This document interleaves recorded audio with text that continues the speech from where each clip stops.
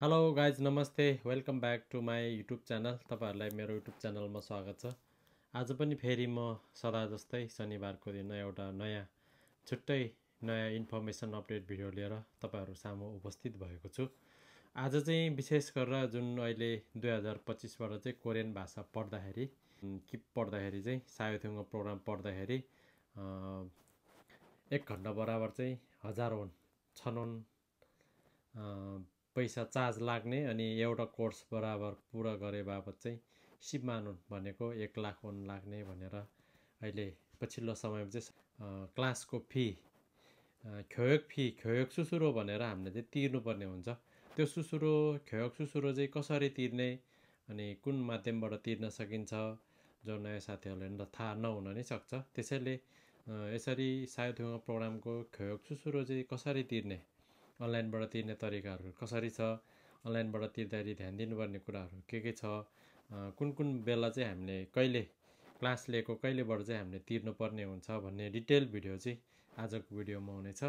यदि तपाईँ चाहिँ मेरो च्यानलमा पहिलोचोटि भिजिट गर्दै हुनुहुन्छ अथवा च्यानललाई सब्सक्राइब गर्नुभएको छैन भने यस्तै विभिन्न जानकारीमूलक भिडियोहरू हेर्न चाहनुहुन्छ भने मेरो च्यानललाई पक्कै पनि सब्सक्राइब गर्न सक्नुहुनेछ।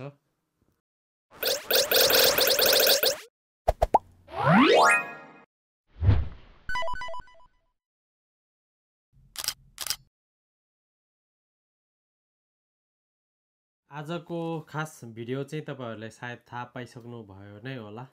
आजको चाहिँ विशेष भिडियो के छ भन्दाखेरि जुन सायोथ्युङ प्रोग्राम पढ्दाखेरि दिनुपर्ने क्लास फी ख्योयोग सुसुरो भन्ने हुन्छ त्यो चाहिँ कहिले दिने होइन, कुन कुन क्लासको चाहिँ कति पर्छ भन्ने विषयमा अनि कसरी पे गर्ने भन्ने विषयमा चाहिँ आजको विशेष भिडियो हुनेछ। क्लास इल्दाङ्गेदेखि सादाङ्गेसम्मको 100 घन्टा हुन्छ, 100 घन्टा। त्यसको चाहिँ सिप सिक लाग्छ भनेदेखि लेभल 5 को चाहिँ एउटा यङजुयोङ भनेको चाहिँ 70 घन्टा हुन्छ। त्यसपछि खेवै भन्ने 30 घन्टा हुन्छ। यङजुयोङको चाहिँ 70 घन्टाको 7 मान लाग्छ। अनि यसरी 2025 को जनवरी 1 तारिकबाट लागू हुने गरी यो चाहिँ अबको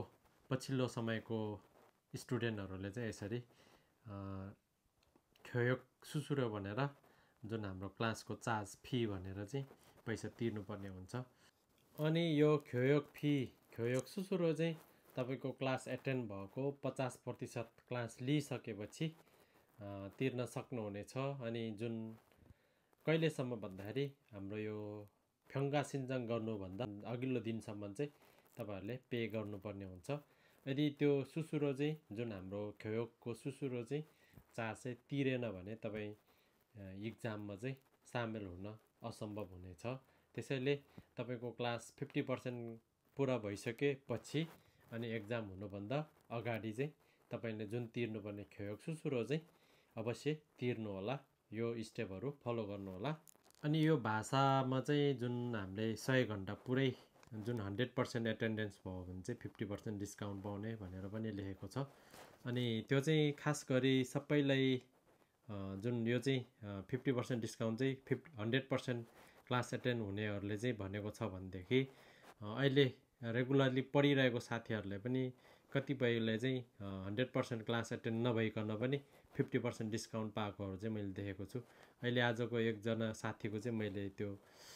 क्लास फी तिर्ने बेलामा उहाँले 100% क्लास लिइसकेको छैन, अहिले क्लास लिँदै हुनुहुन्छ र पनि 50% डिस्काउन्ट चाहिँ पाएको छ। भनेको मतलब उहाँहरूले सायोथ्युङ प्रोग्रामले चाहिँ 100% जस्तै सिपानु नै लाग्छ भने पनि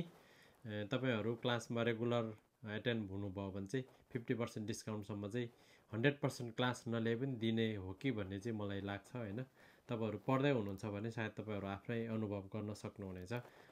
अब यो हाम्रो क्लासको सुसुरो जुन ख्योयोग फी सुसुरो भने चाहिँ कसरी तिर्ने भन्ने विषयमा चाहिँ आजको भिडियो म चाहिँ कम्प्युटरबाट नै सबै डिटेल देखाउँदैछु, कम्प्युटर स्क्रिन गरेर तपाईँहरू हेर्दै गर्नु होला। अनि यो स्टेपहरू हरेक स्टेपहरू फलो गर्नुभयो भने सायद मोबाइलबाट पनि हुनसक्छ। मैले चाहिँ मोबाइलबाट होइन कम्प्युटरबाट नै स्क्रिन रेकर्ड गरेर तपाईँहरूलाई देखाउँदैछु। भिडियोलाई अन्तिमसम्म हेर्नु होला, किनभने यो इन्फर्मेसन भिडियोले चाहिँ स्किप गरेर हेर्नुभयो भने तपाईँहरू नबुझ्न नै सक्नुहुनेछ, कन्फ्युजन पनि हुन सक्नुहुनेछ। त्यही भएर यस्तो इन्फर्मेसन भिडियोहरू चाहिँ अन्तिमसम्म स्किप नगरिकन हेर्नुभयो भने पक्कै पनि एकदम राम्रोसँग बुझ्न सक्नुहुनेछ। अब चाहिँ म तपाईहरुलाई कम्प्युटरबाट स्क्रिन रेकर्ड गरेर देखाउँदैछु कम्प्युटरमा हेर्दै गर्नु होला सबैभन्दा पहिला हाम्रो सोसिनेटको साइट खोल्नु होला सोसिनेटको साइट खोलेपछि यस्तो टाइपको इन्टरफेस देख्न सक्नुहुनेछ त्यसपछि मेन रो खागी भन्नेमा क्लिक गर्नुस् त्यसपछि तपाईको आफ्नो आइडी लगइन गर्नु होला मैले आफ्नो आइडी लगइन गरे आइडी लगइन गरिसकेपछि अब यस्तो टाइपको इन्टरफेस देख्न सक्नुहुनेछ त्यसपछि अब हाम्रो माई पेजी भन्नेमा क्लिक गर्नु होला माई पेजी भन्नेमा क्लिक गरिसकेपछि चाहिँ यहाँ क्लासको चाहिँ यो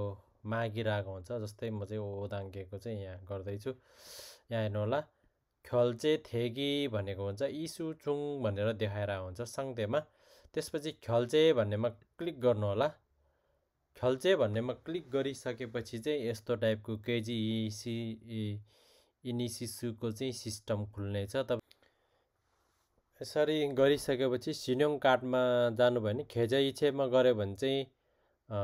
बिहान के रे बेलुकी पाउने 6 बजेसम्म मात्र हुन्छ अहिले ढिलो भएकोले सिन्योङ खातामा क्लिक गरे मैले सिन्योङ कार्डमा क्लिक गरेपछि छन्जे थोङ्गीमा क्लिक गरे छन्जे थोङ्गीमा क्लिक गरिसकेपछि चाहिँ अब तपाईको कुन बैंकको सिन्योङ कार्डहरु छ त्यो चुज गर्नु होला म चाहिँ स्यामसङको सिन्योङ कार्ड चुज गर्छु त्यसमा क्लिक गरे त्यसमा क्लिक गरिसकेपछि चाहिँ यहाँ थाउम भन्ने बटनमा क्लिक गर्नु होला थाउम भन्ने बटनमा क्लिक गरेपछि एपरो ख्याल्चे भन्नेमा म क्लिक गर्छु एपबाट ख्याल्चे गर्नेमा त्यसपछि यहाँ क्यूआर कोड देखाउँछ त्यो क्यूआर कोड म स्क्यान गरेर अनि ख्याल्चे गर्छु यसो गरिसकेपछि अब म ख्याल्चे हागी गर्छु फिमेल बन्न हान्छु त्यहाँबाट ख्याल्चे होल्यो देशम्निदा भनिसकेपछि यसो गरेपछि मिल गर्छ त्यसपछि अब ख्याल्चे भन्नेमा क्लिक गरे यसरी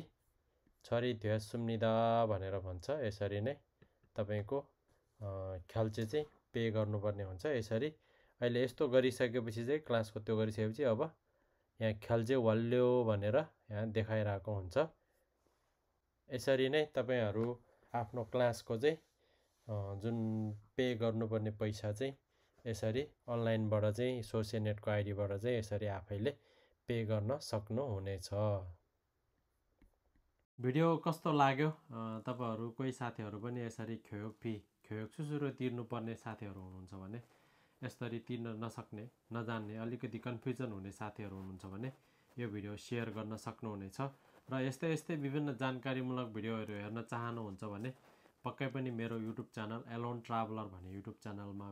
भिजिट अथवा सब्स्क्राइब पनि गर्न सक्नुहुनेछ भन्दै आजको भिडियो कस्तो लाग्यो तपाईको मनमा लागेको जिज्ञासा कुनै नबुझेको कुरा छ भने कमेन्टहरु पनि गर्न सक्नुहुनेछ भन्दै अहिलेलाई